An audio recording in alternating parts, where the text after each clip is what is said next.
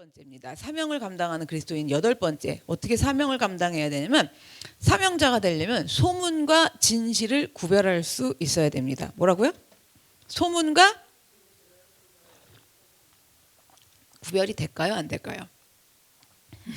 소문도 진실이고 진실도 진실이에요. 자, 무슨 말인지 오늘 이거 말씀 볼게요.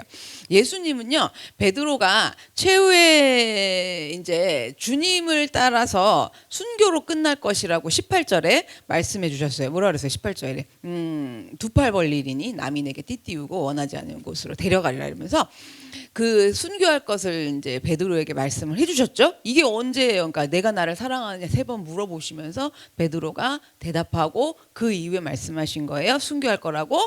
자, 그렇게 순교할 거를 밝히신 다음에 베드로한테 너는 나를 따르라고 말씀을 하신 거예요. 너는 나를 따르라고 명령을 하셨어요. 이제부터는 주님이 이끄시는 대로 두 팔을 벌리고, 전에는 너 마음대로 띠띠우고 살았지만 이제는 그게 아니라 원하지 않는 곳으로 데려가겠다고 말씀을 하셨어요. 그러면서 나를 따르라고 말씀하신 거예요. 그러자 베드로가 그러니까 이제 베드로가 자기가 순교할 걸 알 거잖아요. 자기가 이제 마지막에 어떻게 될 건지를 알 거잖아요. 근데 그 말을 듣자마자 베드로가요, 예수님께서 사랑하시는 제자 요한을 주목해서 본 거예요. 그리고 예수님한테 물어보는 장면이에요. 여기 나오죠. 21절에. 이에 베드로가 그를 보고 예수께 여짜오되, 순교한다고 이제 베드로의 이제 생을 말씀해 주셨더니 갑자기 예수님 사랑하는 제자, 자, 주님, 이 사람은 어떻게 되겠습니까? 라고 물어보는 거예요. 제가 이 말씀 없었으면은 작년인지 재작년쯤이었을 거예요. 정말 힘들었을 텐데 이 말씀 때문에 일어났거든요. 오늘 좀 더 자세하게 설교를 해드릴게요. 자, 주님한테 베드로가 물어보는 거예요. 주님, 이 사람은 어떻게 되겠사옵니까? 이렇게 물어봤어요. 자, 여기서는 베드로랑 요한이랑 관계가 어떤 관계냐면, 베드로는 평소에 이제 자신이 제자들 가운데 으뜸이라는 어떤 자부심을 가지고 있었단 말이에요. 그럼 이제 요한은 어땠느냐? 베드로는 그런 자부심이 있었고, 요한은 21장 20절에 나왔어요. 베드로가 돌이켜 예수께서 사랑하시는 그 제자, 이렇게 썼잖아요. 여기서 예수께서 사랑하시는 그 제자가 누구냐면 요한이에요. 이 요한복음을 누가 썼어요? 요한이 썼어요. 사도 요한이. 그러니까 자기가 직접 자기를 뭐라고 말한 거예요? 예수께서 사랑하시는 나 요한, 이렇게 표현을 한 거예요. 그러니까 본인이 본인을 갖다가 예수께서 사랑하시는 제자라고 기록을 하고 표현할 정도로 요한은 내가 주님으로부터 가장 사랑받는다라는 어떤 긍지심이 있었죠. 베드로는 으뜸, 제자들 가운데 1순위라는 으뜸이라는 자부심, 요한은 예수께서 나를 가장 사랑하신다라는 그런 긍지를 갖고 있었어요. 그러니까 이 두 사람이요, 이때까지만 해도, 요한복음 21장 이때까지만 해도 서로 라이벌 의식이 있었던 거예요. 그러니까 베드로가 자신이 순교할 것이라는 것을 예수님이 말씀하시니까 그 말씀이 끝나자마자 라이벌 의식이 있잖아요. 누구를 바라보고 있어요? 요한을 주목을 하면서 요한이 어떻게 될 건지 여쭤본 건 거예요. 그래서 베드로는 자신의 삶이 순교로 나는 그럼 끝난다면 요한은 어떻게 될 건지 궁금해요? 안 궁금해요? 그렇죠? 너무 궁금한 거야. 그래서 라이벌인 요한의 생은 어떻게 끝날 건지 궁금해서 견딜 수가 없었던 거예요. 그래서 이 부분을 여러분이 삶에서 어떻게 적용하시냐면, 라이벌을 갖고 그럴 수도 있고요, 또 이럴 수도 있어요. 그렇게 원했건만 지금 주님이 이제 그렇게 나를 따라야 된대. 지금 너는 그렇게 그 길을 갈 거라고 그러면서 사명을 감당하는 그 길을 가야 된다면서 나를 따라라 이랬어. 그러면 여러분 이런 거 있죠. 그렇게 바라도 그러면 하나님 믿지 않는 내 자식들은 어떻게 되나요? 응? 뭐 믿지 않는데 남편은 어떻게 되나요? 아니면 뭐 아니 아직도 그렇게 속을 썩이고 뭐하는 이건 어떻게 되나요? 아니면 이럴 수도 있죠. 이런 건 어떻게 되나요? 뭐 많잖아요. 그렇게 좀 연결을 해주셔도 좋아요. 자, 그래서 그 베드로의 이러한 질문에 예수님이 대답을 해주셔요. 예수님이 뭐라고 대답해 주시냐면 21장 22절에, 21장 그 부분에서 19절에서 23절에서 계속 오늘 왔다 갔다 해요. 예수님 뭐라 하셨냐? 예수께서 이르시되 내가 올 때까지 그를 머물게 하고자 할지라도 내게 무슨 상관이냐? 너는 나를 따르라 그러신 거예요. 베드로는 순교를 하는데, 자, 그러면 뭐예요 지금? 예수님이 제자들한테 계속 뭐라 그러셨어요? 다시 나타나셔서 부활하셔서 재림을 얘기하셨잖아요. 다시 올 거라고. 근데 베드로는 순교당한대요. 이제 자기 생을 알았어요. 그러면 요한은 예수님이 재림하셔갖고 다시 오실 때까지 뭐 하고 있을 건지 너무 궁금한 거예요. 그런데 여기 보면 예수께서 이르시되 내가 올 때까지 그를 머물게 하고자 할지라도 너가 무슨 상관이냐. 이게 무슨 말이냐면 요한을 예수님이 오실 때까지 살려두신다 할지라도 뭐 이렇게 되는 얘기거든요. 그러니까 여기 머물게, 내가 다시 부활해서 올 때까지, 재림해서 올 때까지, 자, 넌 순교해서 죽고 요한은 내가 재림해서 다시 올 때까지, 그때까지 살아있게 한들, 머물게 하고자 한들, 이 얘기예요. 네가 무슨 상관이냐 이렇게 말씀하신 거예요. 그런데 이 부분을 이제 우리가 잘 봐야 돼요. 요한을 이 세상에 살려둔다고 확실하게 단정하신 게 아니에요. 내 문맥 보세요. 그렇게 머물게 하고자 할지라도잖아요. 지금 무슨 말인지 아시죠? 그러니까 주님께서는 이 얘기예요. 만약 내가 다시 올 때까지 요한을 살려둔다고 만약에 그렇게 한들 그게 너랑 무슨 상관이냐고 가정해서 말씀하신 거예요. 가정법, 가정에서. 그런 일이 일어난다는 얘기가 아니에요. 베드로는 순교한다고 말씀을 하셨고 단정적으로 요한은 그렇게 한들 네가 무슨 상관이냐 이렇게 말씀하셨던 것뿐인 거예요. 22절 이제 확실히 아시겠죠? 그런데 예수님이 그렇게 말씀하시고 나서 정말 희한한 일이 벌어집니다. 제자들 사이에서 웅성웅성 소문이 나기 시작을 한 거예요. 23절이 소문 이야기예요. 이 말씀이 형제들에게 나가서 뭐래요? 소문이 그 제자는 죽지 아니하겠다 하였으나. 그죠? 여기까지만 할게. 죽지 아니하겠다 하였으나. 그러니까 요한은 주님이 다시 오실 때까지 안 죽는다고 와전돼 갖고 소문이 퍼지기 시작을 한 거예요. 이거 진실 아니거든요. 사실 아니에요. 의도적인 왜곡이 일어난 거고 헛소문이고 명백한 거짓말이에요. 지금요. 그러면 이 거짓의 진원지는 어딜까요? 용의자출입니다. 누구예요? 왜 모르세요? 지금 딱 남껏 찾을 때는 잘 찾으시면서 사도라 안 건드리시는 거예요 지금? 여기 정지되셔서 여기 아니면 지금 너무 지금 홀리하셔서 그런 거야. 누가 이 거짓의 진원제 퍼뜨린 사람 누구예요? 말해보세요. 틀려도 괜찮아. 차마 그분이 그러실 리가 없어요? 짐작하시는 분. 그렇죠. 베드로. 그러니까 지금 여러분 헷갈려요. 베드로 그럴 리가 없는데 그런 말도 안 되는 소리를 헛소문을 퍼뜨렸다고? 그런 건 우리나 하는 거지 막 이러니까 대답을 안 하시는 것 같아. 지금 이 거짓의 이 헛소문의 진원지는 두말할 것도 없이 지금 예수님한테 그 말을 직접 들은 저 베드로예요. 듣고 전한 베드로예요. 전했으니까 지금 여기 형제들이 다 알잖아요. 제자들이 다 아는 거잖아요. 자, 그래서 지금 23절 하반절 다시 싹 바꿀게요. 노란 줄로. 이 하반절에 거짓이 뭔지 진실이 뭔지 분명하게 말해주는 거예요. 예수님의 말씀, 그러니까 소문이 났어요. 위에 하얀 줄 보세요. 소문이 났어요. 그런데 예수님의 말씀은 그가 죽지 않겠다 하신 것이 아니라, 여기 나오죠. 아니라 내가 올 때까지 그를 여기 살다 죽다 계속 살아있던 그렇다 한다 할지라도 네가 무슨 상관이냐 하신 것이라. 이 얘기예요. 23절에. 그러니까 요한이 예수님이 다시 오실 때까지 죽지 않는다는 말은 정말 이 사람에 의해서 왜곡된 거짓이고 예수님의 말씀은 그냥 단지 가정해 갖고 베드로에게 깨우침을 주시려고 말씀하셨던 해명일 뿐이라는 거죠. 자, 오늘 이 본문이요. 21장 이 부분이요. 요한복음의 마지막 장 구절이 되는 부분이에요. 마지막 장의 거의 마지막 구절이에요. 그러면 이 마지막 구절 부분에 그 다음에 어디로 이어지냐면 사도행전으로 이어져요. 그러면 지금요 베드로에 의한 거짓말 사건으로 요한복음은 끝을 낸 거예요. 요한복음이 1장부터 21장까지 얼마나 대장정을 왔겠어요. 제가 지금 요 설교 이제 사명을 감당하는 그리스도인 끝나고 로마서를 할까 요한복음을 할까 막 생각 중인데 요한복음이 7, 로마서가 3이에요. 7대3, 8대2예요. 그러면 보세요. 이 요한복음이 쭉 해갖고 이 끝 대장정을 하고 끝나는 일이 뭐 아름답고 그렇게 지금 너무 은혜로운 이야기가 아니라 베드로에 의한 거짓말 사건으로 요한복음이 끝이 났단 말이에요. 그렇게 하고선 잘 보세요. 사도행전 우리가 설교 들었었죠. 사도행전으로 넘어가면 어떤 일이 펼쳐져요? 교회의 역사가 펼쳐지는 사도행전으로 이어져요. 사도가 되고 교회가 세워지는 거잖아요. 그 사도행전이 시작되는데요. 그러면 이게 무슨 의미냐라는 거죠. 끝날 때 아무렴 이렇게 찝찝하게 끝날 이유가 있겠어요? 없겠어요? 없겠죠. 그런데 이유가 있다는 거죠. 그 이유는 뭐냐면 그렇게 하고 사도행전, 교회를 세우는 사도들의 행전으로 나아가는데 이렇게 끝난 이유는 뭐냐면 메시지가 있는 거예요.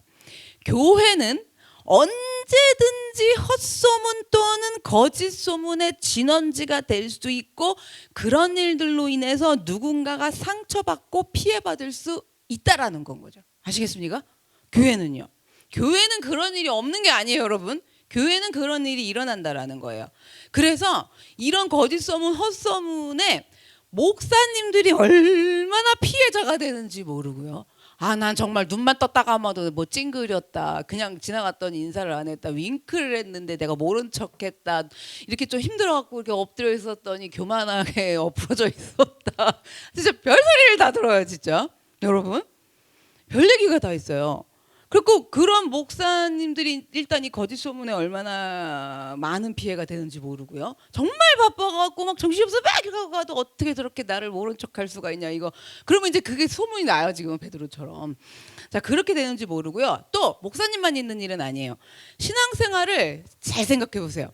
오래 한 교인 성도님들 치고 한두 번쯤 거짓 소문이나 헛소문에 시달려갖고 피해를 보지 않은 교인은 드물어요. 그렇죠. 근데 여기서 또 그래 나는 억울해 이르시는 분은 자기가 진원지야. 아시겠죠? 자기가 그걸 퍼뜨리는 사람일 확률이 높아요. 자 뭐냐면요. 이렇게 교인들은 성도들은요. 거짓이나 헛소문의 피해자가 되기도 해요. 나는 그런 적이 없는데 그런 사람이 되기도 하고요. 근데 무조건 또 그런 적이 없다고 그러시면 안 돼. 이건 내재를 보는 훈련이 안 되시는 분은 오늘 이 설교를 좀 잘 들으셔야 되고 말씀을 안 들으실 확률이 높고요. 어쨌든 거짓 소문이나 헛소문의 피해자가 되기도 하고요. 이걸 잘 보셔야 돼요. 반대로 내가 나도 모르게 그 헛소문과 거짓 소문의 가해자가 되기도 쉬워요. 내가 그냥 무심코 말한 건데. 오늘 베드로 보세요. 뭐 이렇게 악의가 있었겠어요? 근데 그냥 완전히 그냥 자기 혼자 헛소문을 만들어낸 거죠. 그래서 그런 일들도 있고요. 성도들 간에 그런 일들도 있고 또 어떤 일들도 있냐면 제가 오늘 막 생각을 해봤어. 이게 또 어떤 예가 있냐면 내 생각으로 나 혼자 하는 경우도 있어요. 그래서 이렇게 있다가 내 생각으로 어떤 우리 인생의 불안, 염려, 뭐 두려움 이런 게 있으니까 나 혼자 내 생각으로 생각해서 추측해서 헛소문을 나 혼자 만들어. 그럼 그 헛소문의 피해자는 누구예요? 나예요. 그거는 나 혼자 괴로워 죽겠는 거야 진짜. 무슨 얘기인지 아시겠죠? 나 혼자 만들어내는 소문은 무엇인지 내 불안감으로 인하여서 그런 내 상상에서 나온 헛소문들 이런 것들이 있어요. 그래서 피해자 가해자가 양쪽이 되기가 쉬운 거예요. 그러면 예수님을 주인으로 모시며 살고 예수님 쫓아서 따라가겠다고 하는 그리스도인들 사이에서 그들이 모인 교회 안에서 왜 이런 일들이 일어나는 것일까? 궁금하지 않으세요? 왜 일어나는 걸까? 요한복음 21장에서 계속 찾을 거예요. 앞으로 가볼게요. 21장 2절 3절로 가보면 시몬 베드로와 디두모라 하는 도마와 갈릴리 가나 사람 나다네알과 세베대의 아들들과 또 다른 제자 둘이 함께 있더니 여기 또 다른 제자는 베드로, 야고보, 요한이에요. 그리고 이제 나다네알의 세베대 아들 뭐 이런 사람들 도마, 갈릴리 가나 사람 이런 사람들은 이제 우리 아시죠? 12명의 직계 제자 말고는 많은 다른 제자들이 있었잖아요. 그 사람들이라고 좀 생각을 하시면 돼요. 그냥 3절로 갈게요. 시몬 베드로가 나는 물고기 잡으러 가노라 하니 그들이 우리도 함께 가겠다 하고 나가서 배에 올랐으나 그날 밤에 아무것도 잡지 못하였더니 왜 이런 일들이 일어나느냐? 자, 예루살렘에 있던 제자들이 갈릴리로 되돌아간 거는 예수님이 갈릴리에서 만나자고 그랬죠. 부활하고 오셔서. 그래서 다시 그 명령에 따라서 예수님이 만나자고 하셨으니까 명령 따라서 예수님 다시 뵈려고 갈릴리로 간 거였어요.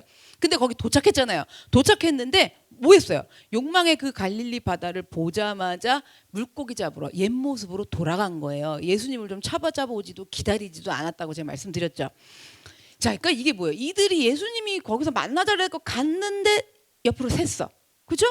그러니까 이게 뭐냐면 우리는 언제나 예수님을 따른다고 하면서도 실제적으로는 어쨌든 육적인 부분들, 뭐 육적인 생각들, 육적인 양식들 이런 것들에 관심과 시간을 투자한다라는 거예요. 영적인 양식이 훨씬 중요하다라는 거 모르지 않아요, 이제. 다 아는데도 실제는 어디가 중요하다? 육적인 양식들이 중요한 거예요 지금. 그래서 내 자신을 스스로 갉아먹는 내 욕망과 이런 것들의 마음과 시간을 다 빼앗겨 버리고 마는 거죠. 21장 18절을 좀 가볼게요. 내가 진실로 진실로 내게 이르노니 내가 젊어서는 스스로 띠띠고 원하는 곳으로 다녔거니와 늙어서는 내 팔을 벌리리니 남이 내게 띠우고 원하지 아니하는 곳으로 데려가리라 했어요. 이 말이 무슨 말이냐면 쉽게 설명을 드리면 주님은 이렇게 우리 그냥 퍽하면 빨려 돌아가잖아요. 이런 우리의 욕망에 빠져버리는, 죄송하지만 그냥 한심하다고 그럴게요. 한심하고 이렇게 어리석은 인간을 우리가 원하지 않는 곳으로 데려가신다라는 거예요. 원하지 않는 곳. 이렇게 생각하시면 훈련의 장소로 데려가신다라는 거예요. 좋아 싫어? 원해요 안 원해요? 시험의 장소로 데려가세요. 원하지 않는 곳 띠띠우고 그냥 끌려갖고 가잖아. 이해하시겠어요? 우리는 거길 원하지 않아요. 우리가 원하는 데는 어디? 욕망의 바다. 여긴 거죠. 그냥 여러 가지가 넘쳐요. 각자의 욕망이 뭔지 좀 생각을 해보시고요. 그래서 우리의 욕망이 원하는 곳인데 원하지 아니하는 진리로 데려가셔. 우리는 어둠이 원하는 곳인데, 우리는 어둠을 원해요. 그래서 원하는 곳이 어둠인데 원하지 않는 빛으로 데려가세요. 우리는 죽음을 원해요. 죽음이 원하는 곳인데 원하지 않는 생명으로 자꾸 데려가시는 거예요. 이 얘기인 거예요. 그래서 이렇게 우리가 원하지도 않았는데 어디로 데려가셨다? 은혜의 자리로 데려가셨다는 거예요. 아시겠죠? 원한 적이 없어. 원한 적이 없는데 우리를 은혜의 자리로, 모든 은혜의 자리로 하여튼 데려가신 거예요. 그런데 그렇게 끌고 오시고 주님이 끝이 아니에요. 그러니까 데려갔으니까 우리 이제 그제 있는 거잖아요. 그게 끝이 아니에요, 여러분. 주님이 뭐라고 하시냐면요. 19절 보시면 나를 따르라 그러세요. 나를 따르라. 어둠의 자리, 사명의 자리가 좋다고, 여러분 어쩔 수 없다고. 좋은 걸 어떡하냐고. 어둠의 자리가 좋다는 거야. 못하겠어요. 어떡해요 그러면. 저 방법이 없는데. 이게 더 좋다는 거죠. 그렇게 걸어가고 그쪽에를 더 바라보던 우리들인데, 그 욕망의 바다로 막 뛰어들어가려고 하는 우리들인데, 영원한 은혜의 자리로 데려가시는 게 주님의 은혜라 그랬죠. 그게 주님의 은혜였다면 그 다음부터 해야 할 일이 있어요. 그게 뭐냐면 나를 따르라예요.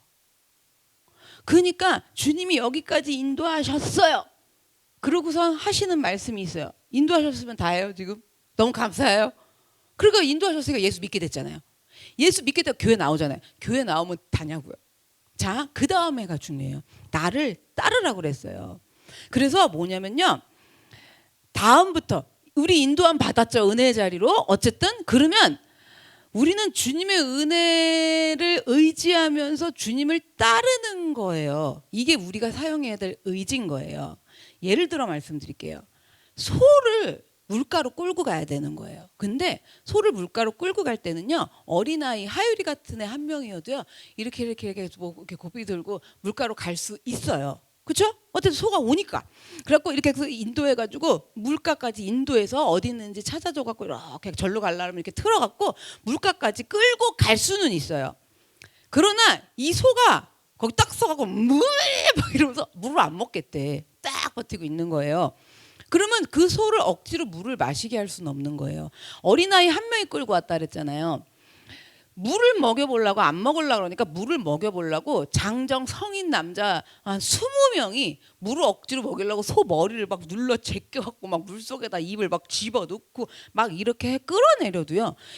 소에게 물을 억지로 마시게 할 수는 없어요. 소가 안 먹는 걸 어떻게 해요? 그렇죠? 소가 스스로 먹어야 돼요. 자기가 먹어야 돼요. 스스로 마셔야지. 그렇지 않으면 아무리 물가에 있어도. 그러니까 안타까운 게 아무리 가르쳐드리고 모든 방법을 다 동원해갖고 뭐 진짜 목회자들이 십자가 져가면서 설명해주고 그렇게 거기까지 끌고 왔어. 그런 도움을 받는 게 정말 하나님의 은혜잖아요. 그렇잖아요? 그렇게 그 은혜로 인도하심을 받았어도 따르느냐 안 따르느냐는, 그걸 먹느냐 안 먹느냐는 본인의 의지예요. 그래서 주님이 나를 따르라 그러신 거예요. 물 먹일 수 있는 방법은 없어요. 5년이 넘게 걸려서 가르쳐드리고 아무리 그래도 안 하겠다고 그러고 안 먹는다고. 그거 왜 먹냐 그러면 소용없는 거예요. 마찬가지예요. 우리를 은혜의 자리로 데려가시는 건 오직 주님이시고요. 우리를 그렇게 데려가셔야 될 책임이 있으세요. 그분은. 그렇죠? 여기까지 교회 나올 수 있게끔 인도하시는 주님의 책임이 있어요. 그렇지만 예수 믿기로 작정한 다음에 내가 그분을 정말 쫓아서 따르겠다. 그리고 그 물을 먹겠다. 그 생명수를 먹겠다 하는 거는요. 전적으로 우리들 책임이에요. 내가 안 먹는 거거든요. 내가 싫다는 거거든요. 그래서 여러분 우리가 주님을 따르라고 하는 게 얼마나 중요한지 19절에도 나를 따르라 한 번 나오고요. 22절에도 나를 따르라 두 번이 나와요. 두 번이나 반복해갖고 중요하기 때문에 이 중요한 명령을 말씀을 하신 거예요. 그래서 주님이 우리를 아무리 은혜의 자리로 구원의 은혜의 자리 그 축복의 자리 그리고 앞으로 풍성히 열매를 맺게 될 씨앗을 뿌리는 자리 뭐 이런 거 있잖아요. 그죠? 그리고 정말 십자가 지고 죽어져가고 많은 생명이 살아나게 될 십자가 뭐 져야 할 자 이런 은혜의 자리로 데려가 주세요. 그래서 저렇게 해야 되는 거구나라고 깨닫죠. 그렇죠? 알아. 우리 다 안 되니까 모르지 않아. 그래서 그렇게 은혜로 깨닫게 그렇게 데려다 주셔도 가룟 유다처럼 주님의 은혜의 그 자리에서 깨닫지도 못하고 먹질 못하는 거죠. 먹지도 못하고 주님을 따르지 않으면 아무런 방법이 없다라는 겁니다. 이제 그러면 이 얘기를 왜 드리냐면 베드로가 예수님의 수제자였던 베드로가 왜 거짓 소문을 퍼뜨리는 진원지가 되어 있는지 알 수가 있어요. 뭐였냐면 베드로는 예수님의 제자가 될 만한 자격을 갖춘 인물이 아니었어요. 하나도 갖춘 게 없는 사람이었어요. 사실은 베드로는 가진 것도 배운 것도 내세울 것도 없는 그저 뭐 하고 있었어요? 아무리 예수님이 생각해 보세요. 지금 예수님이 3번이나 닭이 울 때 부인한다고 그렇게 가르쳐 줬는데도 못 먹어서 어쨌든 좋아 그래갖고 부인했어. 예수님 막 욕도 했어. 그렇게 해서 그렇게 하고 또 가고 숨어있는데 예수님 나타나셨어. 그리고 베드로는 그렇게 어떻게 했어요? 그런데도 또 뭐예요? 그리고 다시 만나자고 갈릴리에서 만나자고 했는데도 뭐예요? 다시 옛 모습으로 돌아가 있어요. 옛 모습으로 돌아가는 거 베드로도 돌아가는데 우리는 오죽하겠어요? 그렇잖아요? 그래서 지금 그 욕망의 바다를 보더니 거기서 예수님 기억이 하나도 안 나. 만나기로 한 거 기억이 하나도 안 나. 그리고는 헛된 그물질만 하던 사람이었단 말이에요. 그러한 베드로인데 예수님께서 제자로 부르셨어요. 그게 뭐 한 거예요? 예수님이 은혜의 자리로 데려오신 거예요. 예수님의 책임이었어요. 데려가신 거예요. 그렇다면 베드로는요 모든 의지를 다해서 주님을 따라야 됐어요. 은혜의 주님을 따라야 됐다고요. 만약에 그렇게 주님을 따랐다면 지금 나를 따르라 했을 때 그걸 따랐다면은 베드로는 마땅히 사랑의 통로가 돼야 된다 그랬죠. 모든 방향으로 위, 아래, 옆 다. 그러면 요한은 옆이죠. 그렇잖아요. 그러면 그 마땅히 나를 내 양을 먹이라 내 양을 치라 말씀하셨잖아요. 그렇듯이 그 사랑해야 할 동료인 요한을 경쟁자로 여겨갖고 시기하고 질투하면서 예수님의 말씀을 의도적으로 왜곡해갖고 거짓 소문까지 퍼뜨리는 이 어리석음과 이 미숙함을 범하지 않았을 거라는 얘기예요. 안타깝지만 지금 요때까지 베드로는요 예수님에 의해서 은혜로 베드로 제자로 불려지는 그죠? 어떻게 보면 그러니까 너가 이러한 사명을 감당하러 가자 이렇게 그렇게 불려져갖고 은혜의 자리로 옮겨지기만 했을 뿐이지 스스로 그 은혜를 마시지는 않았고 그 결과 지금 요한복음 마지막 장 마지막 단락에서 거짓 헛소문의 진원지가 되는 용의자가 되는 치부를 드러내고 말았다는 거예요. 지금 예수님이 그렇게 말씀 안 하셨잖아요. 근데도 지금 그렇게 된 거예요. 그런데 중요한 게 뭐냐? 이러한 베드로의 모습은 이때가 마지막이에요. 요한복음 21장의 마지막이 베드로 인생에선 이런 모습은 끝이에요. 끝이고 이어지는 사도행전에서 베드로 얘기 들으셨죠? 베드로는요 계속 완전 나중에 달라져 있어요. 베드로는 더 이상 동일한 이런 실수를 반복하지 않는 예수님의 제자로 그리고 어떻게 살아가요? 사랑의 사도로 살아가요. 성령님의 인도하심 속에서 어떻게 성령 받았잖아요. 마가의 다락방에서 성령 받고 그 성령님을 의지해갖고 어떻게 하는 거예요? 이제 오직 누구만 따라요? 예수님만 따르는 거예요. 그 베드로 얘기 막 생각나시죠? 무두장인의 집에 가서도 거기 가면 안 갈 이유가 없어 유대인이. 근데 거기 가서 묵으면서 막 복음을 전하고 이런 정말 주님만 따르는 그 일들을 했다라는 거예요. 그래서 그로 인해서 교회에서 진실인지 소문인지 구별되지도 않고 오늘 베드로처럼 지금 이게 안 되면 이게 지금 진짜인지 소문인지 뭐 헛된 건지 뭐한 건지 구별도 되지 않고 교인들은 서로 자기도 모르게 누군가에게 상처를 입히는 가해자가 되기도 하고 동시에 누군가로부터 상처를 받는 피해자가 되기도 하는 거예요. 아 정말 사실만 얘기하자고요 좀. 근데 지나가다 누굴 봤어? 뭐 누구랑 딴 남자랑 가는 거 아니 그 봤냐고 사실이냐고 진짜 다른 남자랑 지나갔어. 에? 봤냐고 가서 확인했어요? 에? 그렇잖아요. 그래요. 아 진짜 다른 남자랑 지나갔어도 응? 그렇지 않아요? 손을 막 잡았대. 그러면 뭐가 떨어졌는데 이거 떨어지셨어요 하고 주는 찰나에 잡았을 수 있잖아요. 그래요 안 그래요? 그런데 이미 소문이 어떻게 나요? 다른 남자랑 이제 오늘 갔어 어디를. 그렇잖아요. 그 소문의 진원지예요 여러분. 그러니까 정말 그러면은 가해자는 내가 되고 그 받는 사람은 상처가 되는 거예요. 피해자가 되는 거예요. 이런 거 말고도 또 이런 거예요. 집으로 가볼게요. 남편이 있어. 그냥 남편은 아무 말도 안 해서 가만히 있었어. 근데 남편이 꾸벅꾸벅 우는 거야. 막 저 나 빼고 혼자 오늘 어디 가서 뭐라고 갖고 저렇게 배 터지게 맛있게 먹고 갖고 저렇게 졸고 밥도 안 먹는 거야. 자 소문의 진원지 누구예요? 이 얘기예요. 이 얘기. 그래 안 그래요? 남편이 갑자기 있더니 랄랄랄라 노래를 부르면서 오늘따라 막 머리를 좀 더 신경 써서 말리는 거야. 그럼 저 어떤 여자를 만나러 가는 거 아니야? 자 이거 거짓 사실이 아니야 지금. 확인했어? 그 여자가 찾아왔어? 그래 안 그래요? 이런 거예요 전부 아시겠죠? 그래서 여러분 우리가 주님의 은혜를 힘써서 주님을 따르는 사람이어야 진실인지 소문인지 구별할 수 있어요. 예수님을 따르는 사람이 아니면 소문인지 진실인지 이거 사실 확인 이런 거 별로 중요하지 않아요. 그냥 해요. 그래서 여러분 정말 진실이랑 소문의 차이가 뭔지 아세요? 진실이랑 소문의 차이? 결론은 확인 여부예요. 확인할 때까지 진짜 사실이 드러나서 확인될 때까지 가만히 있든가. 응? 가만히 있어 안 있어? 온 동네가 다 알아. 오늘 베드로가 그런 일을 했다는 거야. 베드로가 이렇게까지 했다니까 좀 위로가 되지 않으세요? 그렇죠? 베드로도 이러는데 우린들 오죽하겠습니까?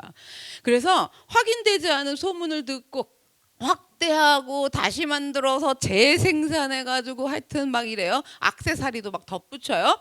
이런 거는 상대자, 당사자에 대한 범죄 행위라고 말씀하시는 거죠. 사명자면 내 양을 먹이라, 내 양을 치라 그러셨잖아요. 사랑하라 그런 거잖아요. 그 진짜 사랑해봐.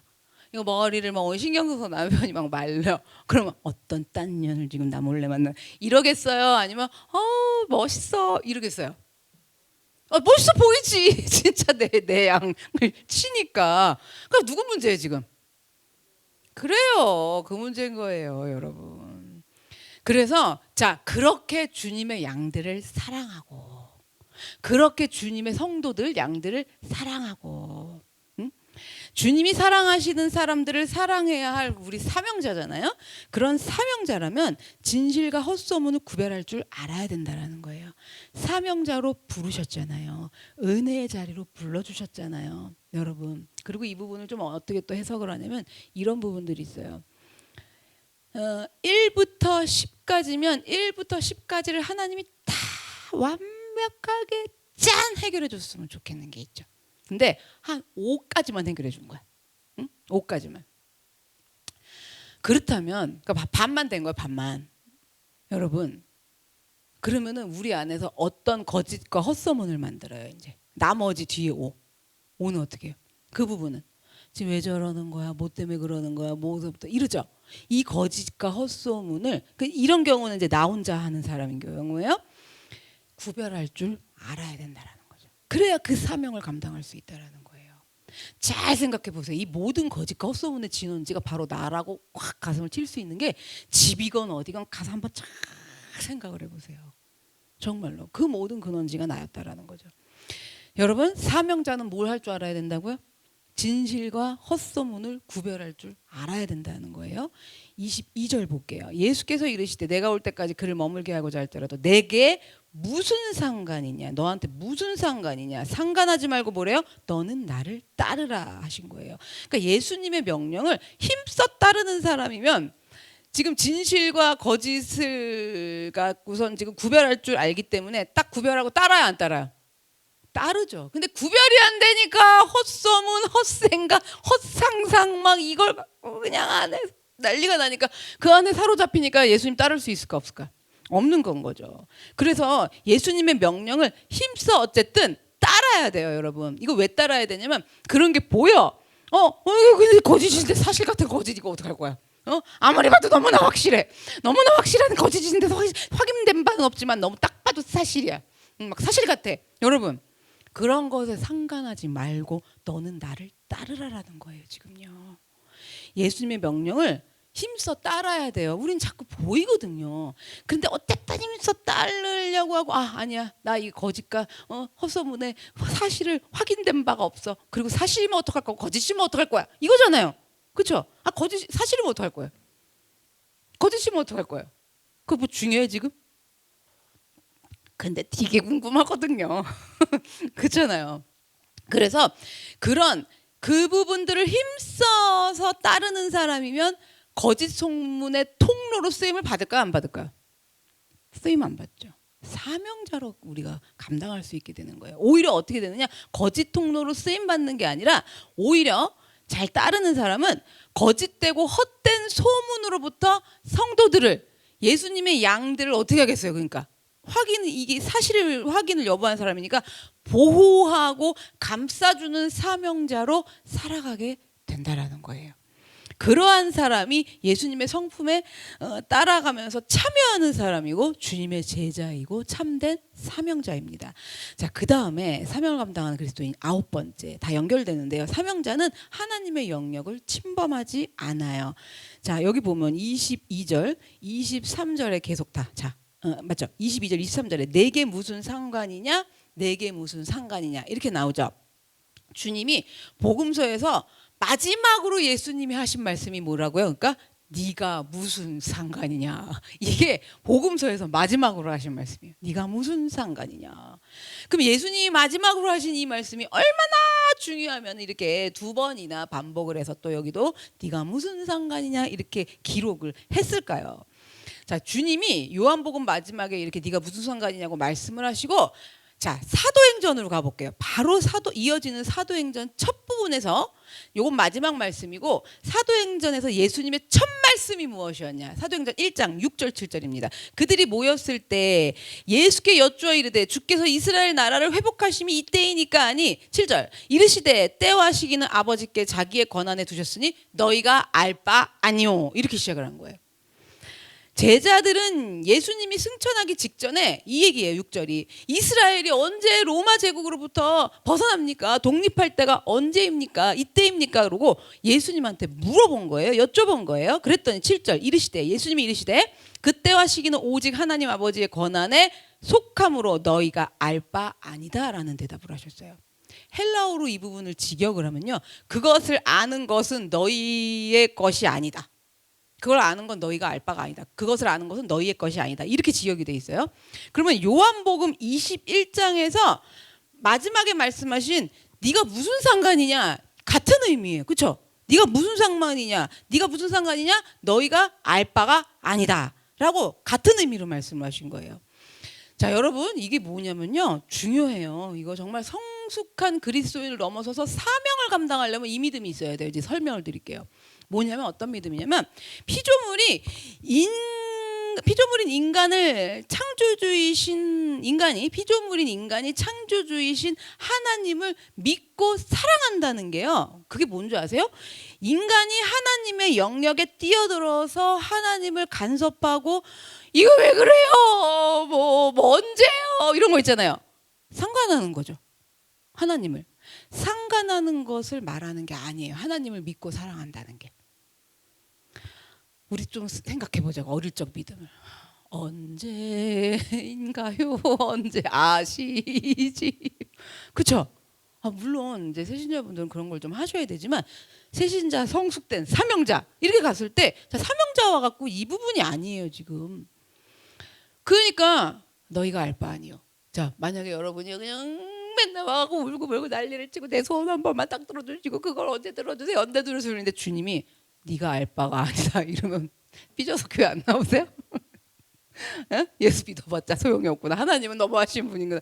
그러니까 이거는 지금 사명자가 해야 될 부분인 거예요. 이걸 새신자나 성숙이 아직 일어나지도 않은 초반에 와갖고 주님이 응? 네가 무슨 상관이냐 이러면 여러분 어떻게 받아들이실 거예요?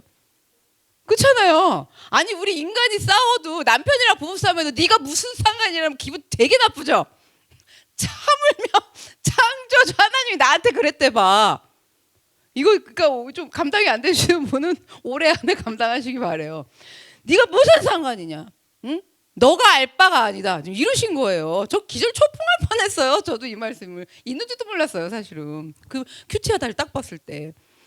주님이 상관하지 말라면서 그때는 이걸 다 모르니까 그 2년 전에는 주님이 상관하지 말라니까 전 상관을 안 합니다. 그냥 이렇게 하고 그냥 그렇게 막 한 거예요, 여러분. 그 믿음도 필요하죠. 그래서 하나님의 영역에 우리가 뛰어들어 가지고 지금 이걸 이루고 있고 고상하게 할 수도 있고 난리에 치면서 할 수도 있어요. 그건 자기 기질 따라해요.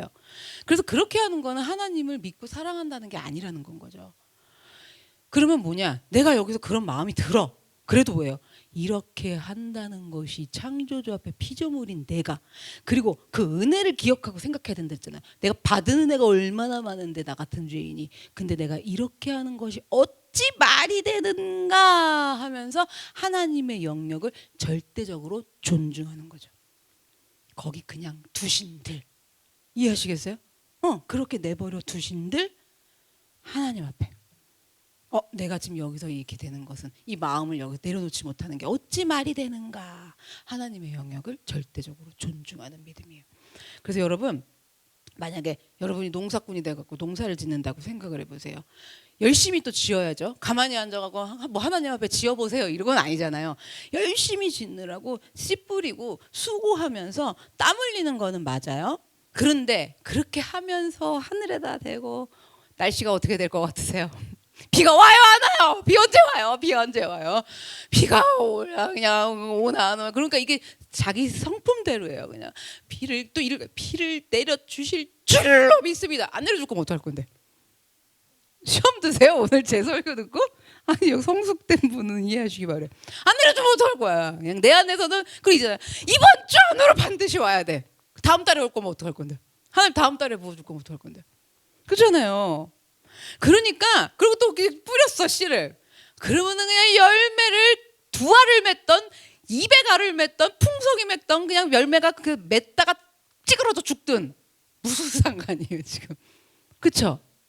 너희가 알 바가 아니라는 거예요. 그러니까 뭐냐면 그 결과가 어떠할 것인지는 전적으로 누구에게 속한 영역이다? 하나님에게 속한 영역이라는 건 거죠. 그래서 여러분 믿음은요 피조물인 우리의 머리로는 상상도 할 수 없는 창조주이신 전능하신 하나님의 영역을 존중하는 게 믿음이에요. 예를 들어서 제 걸로 뭐 간증을 들어볼까요? 씨 뿌리는 농사꾼 비유로 말하면 얼마나 열심히 농사를 졌어요. 영혼 구원을 놓고. 그러면은 뭐 우리 남편 이야기도 있었고 뭐 성도님들도 얘기가 있었어요. 그래놓고 얼마나 하나님 영역으로 들어가서 언제 될까 언제 자랄까 그래놓고 갑자기 그 영혼이 팍 말라 죽었어. 그러면은 왜 죽었을까 뭐 했을까 제가 그 날들을 보면서 근데 그 말씀에서도 제가 깨달았었죠. 어디였었지? 헤롯 왕이 죽을 때 헤롯 왕이 거기서 끝까지 회개하지 않고 죽은 장면 있잖아요. 그 벌레 먹여갖고 죽었을 때도 근데 그 마지막 그 말씀이 뭐였어요? 말씀이 흥한 거라고 그러잖아요. 하나님 말씀대로 이루어진 거라 그랬잖아요. 하나님이 그렇게 그런 자들은 그렇게 심판하면 그렇죠? 그렇게 끝까지 거부하고 회개하고 돌이키지 않는다는 사망에 임할 거라고 말씀이 있잖아요. 말씀이 이루어진 거는 저는 그러니까 그 하나님 영역이잖아요. 그 말씀이 이루게. 근데 저는 그 영역 안에서 그걸 못 보는 건 거예요. 그리고 벌레를 내가 다 잡던지 같이 잡던지 안 죽어야 돼. 여러분. 그 이런 것들이 너무 많아요. 사실은. 가정에서도 마찬가지죠. 돌아오지 않는 남편들, 돌아오지 않는 자녀들, 회복되지 않는 뭐 어떤 경제 문제들, 사건들 이런 것들. 여러분 이제 사명자는요. 네가 그게 무슨 상관이냐. 너는 나를 따르라. 이 말씀에 오늘 베드로도 따랐잖아요. 그렇게 해갖고 정말 사랑의 사도로 예수님의 제자로 살아갔단 말이에요. 그리고 하나님이 계획하신 사명자의 삶을 살아갈 수 있는 방법이 이 방법이라는 건 거죠. 그래서 여러분, 믿음은요, 피조물인 우리 머리로는요, 상상도 할 수 없는 창조주이신 전능하신 하나님의 영역을 존중하는 거예요. 우리 상상 못해요. 절대 상상 못해요. 하나님이 이렇게 하실 줄이야 상상 못해요. 정말로. 저거 너무 많아요. 정말 제 생각이 다 틀렸었어요. 맨날 보면 이렇게 하실 것이라는 거, 하나님의 영역을 알 수가 없어요. 그런데 그것들을 존중하는 거. 알 수가 없는데 못 기다리니까 언제요, 이때쯤이요, 뭐 이렇게 되는데 네가 무슨 상관이냐, 내가 거기 머물게 한들 무슨 상관이냐, 너는 나를 따르라, 이 말씀이요. 그걸 존중하는 것이 믿음이라는 거죠. 그래서 예수님은 우리랑 같은, 예수님은 사람으로 오셨어도 우리랑 같은 피조물이 아니시잖아요. 그래서 예수님은, 성자 예수님은 성부 하나님이랑 본체가 동일하신 삼위일체 하나님이시잖아요. 설명드렸었죠, 제가. 그래서 강아지의 새끼는 아무리 그래도 뭐다? 강아지고 개고, 닭의 새끼는 아무리 그래도 닭이고, 사람의 새끼는 사람이고, 하나님의 새끼는 하나님이죠. 이렇게 그 설명드렸었죠. 그렇듯이 삼위일체 하나님이시잖아요, 예수님이. 그러면 하나님을 본 인간은 이 세상에 아무도 없어요. 아무도 하나님을 본 사람이 없는데, 볼 수도 없는 하나님을 예수님이라는 분을 통해 갖고 우리한테 모습을 드러내신 어마어마한 예수님이에요. 하나니까 우리 하나님을 못 보니까 우리한테 하나님을 드러낸 게 누구다? 예수님이라 했잖아요. 그런 예수님이에요. 그런 분이시고, 그리고 예수님은 성부 하나님 안에 계시고, 성부 하나님은 누구 안에 계세요? 예수님 안에 계세요. 그리고 하나님의 게 다 누구 거예요? 예수님의 거예요. 그러니까 예수님이랑 하나님은 구별될 수가 없어요. 따로가 아닌 거예요. 그럼에도 예수님은 감히 하나님 아버지, 성부 하나님의 영역을 침범하려고 하지 않으셨다라는 걸 우리가 배워야 돼요. 예수님이요, 다시 오신다 그랬잖아요. 근데 언제 다시 오실지 예수님이 그때를 알려고 하면은 얼마든지 알 수 있으실까요? 모르실까요? 그쵸, 알 수 있죠. 그분이 하나님인데. 그렇잖아요. 얼마든지 아실 수 있어요. 얼마든지 아실 수 있고, 그러니까 예수님은 하나님이랑 하나란 말이에요. 한 분이란 말이에요. 얼마든지 아실 수 있는데, 그런데 예수님은요, 아예 어떻게 말씀하셨는 줄 아세요? 난 모른다, 딱 단정하셨어요. 그러나 그날과 그때는 아무도 모르다니, 하늘의 천사들도 아들도, 예수님이죠, 나도 모르고 오직 누구만 아신다? 아버지만 아시느니라. 딱 모른다고 단정을 하신 거예요. 예수님은 왜 그때를 아예 모른다고 딱 잘라갖고 말씀하셨을까요? 왜냐면요, 그 영역이 누구 영역이에요? 하나님의 영역이니까. 그 예수님이 다시 오시는 때 누구 영역에 속한 거예요? 하나님이 다시 보내실 때의 영역이잖아요. 하나님 영역에 속한 거기 때문에 예수님은요, 알려고도 하지 않으셨다라는 거예요. 근데 우리는 너무 알고 싶어요. 그렇죠? 근데 알려고도 하시지 않으셨어요. 예수님은 하나님의 영역을 절대적으로 존중을 하신 거라는 건 거죠. 그래서 우리요, 언제쯤 저런 소리 좀 하나, 언제쯤 좀 될래나, 뭐 이런 것들 있잖아요. 예수님처럼 우리가 닮아서 나를 따르라 그랬잖아요. 그렇게 좀 증세라도 좀 해야 된다라는 거예요. 그게 사명을 감당할 수 있는 사람이라는 거예요. 그래서 제자들도 물은 거예요. 예수님한테 이스라엘이 언제 회복되는지 물어본 거예요. 이때니까 그랬더니 예수님이 그래서 때와 시기는 아버지께서 자기의 권한에 두셨으니 너희가 알 바가 아니오라고 제자들에게도 예수님이 대답을 해주신 거예요. 예수님은요, 그런 이의도 제기하지 않으셨어요. 뭐냐면 재물을 삼으려고 그런 거잖아요. 아버지가 계획을 하신 거잖아요, 다. 그렇죠? 그런데 그 어떤 이의도 제기하지 않으시고 뭘 한 거예요? 상관하지 않으시고 따르신 거예요. 너를 십자가 지는 제물이 되는 곳에 머물게 한들 네가 무슨 상관이냐? 너는 나를 따르라. 그 말씀이 어떻게 하는 거예요? 예수님이 그대로 제기하지 않으신 거예요, 이 일을. 그러하신 완전한 순종으로 죄와 사망에서 우리들을 구원하시려는 하나님의 뜻을 온전히 감당하는 정말 놀라운 완전하신 사명자이시죠. 예수 그리스도의 사명을 완수할 수 있으셨다는 겁니다. 만약에 예수님이 하나님의 영역에 침범해 갖고 자기 뜻을 관철하려고 하셨다라면 그러면 십자가의 죽음을 통한 영원한 그리스도 구원자가 되실 수는 없었을 거예요. 그리스도의 사명을 감당하실 수 없으셨을 거예요. 자, 보세요. 내게 무슨 상관이냐라는 말씀으로 복음서가 끝나고 너희가 알 바 아니요라는 말씀으로 사도행전이 시작이 됐어요. 두 말을 이어볼게요. 너에게 무슨 상관이냐? 너가 무슨 상관이냐? 너가 알 바 아니다. 거기 머물게 한들, 자, 내가 이렇게 한들, 여기까지만 한들, 그대로 둔들, 아니면 더 안 좋아지는 건 것 같은들, 너가 무슨 상관이냐? 너가 알 바가 아니다. 은혜로 좀 이 말씀을 받아들이실 수 있습니까? 아니면 아직도 억울하십니까? 여러분, 사명자니까, 사명자로 세워져야 되니까요. 그래서 이렇게 믿음은 하나님의 영역을 상관하지 않고 침범하지 않고 절대적으로 존중하는 것이 믿음이다. 하나님이 반만 회복시키셨으면 거기에 머물게 한들 네가 무슨 상관이냐? 반만 회복된 상태로 너는 나를 따르라. 여러분 아시겠죠? 이러한 믿음을 지닌 우리들이 되기를 원합니다. 예를 들어서 남편이나 뭐 자녀들이나 뭐 아니면은 요즘 섬기는 성도들이 그냥 주님의 그냥 완전히 그냥 막 불 좀 받아가지고 그냥 이랬으면 좋겠죠. 열심히 막 하고 막 그죠? 맡겨준 세런들 뭐 집에 식구들 그죠? 근데 반만 해줬어. 교회도 그냥 한 주 나오면 한 주 안 나온다 그러고 한 주 상태 좀 좋은 것 같으면 한 주 이상하고 막 이래. 응? 반만. 여러분 거기다 둔들 너는 무슨 상관이냐? 네가 알 바 아니다. 너는 사명자로 나를 따르라. 아시겠죠? 이게 우리가 끝까지 나를 버리고 쫓으면서 그 사명을 이뤄나가는 일들이에요.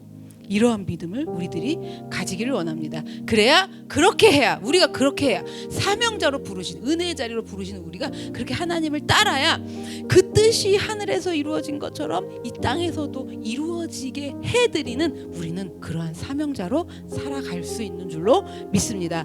거짓 소문과 헛소문을 구별할 줄 알아서 사명을 감당하는 그리스도인이 되기를 원합니다. 내가 지금 구하는 것이 나의 영광인가? 하나님의 영광인가? 내가 이루고자 하는 것이 나의 뜻인가? 하나님의 뜻인가? 나 자신을 두루 살펴보는 눈을 우리가 뜨기를 원합니다. 사명자로서 내가 주님을 만나고 성숙이 일어나고 사명을 가지고 사명자로 살아가는 사람으로서 내 자신을 객관적으로 살펴보고 관찰하는 눈을 내가 갖기를 원합니다.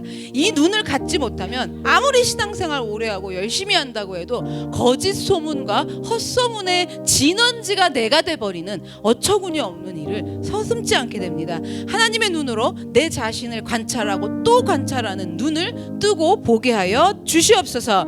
은혜의 자리로 불러주셨는데 이 자리가 좋은 것인지도 모르고 그 자리에서 따라갈 생각도 없었는데 여기 이 은혜의 자리까지 오도록 인도하시면서 주님이 끌고 와 주셨습니다. 이제는 나를 따르라 하시는 명령에 내가 의지를 사용하여 순종하기를 원합니다. 사명자로서 순종하며 주님을 따르며 살기를 원합니다. 어떤 상황에도 믿음의 해석을 할 수 있도록 도와주시옵소서.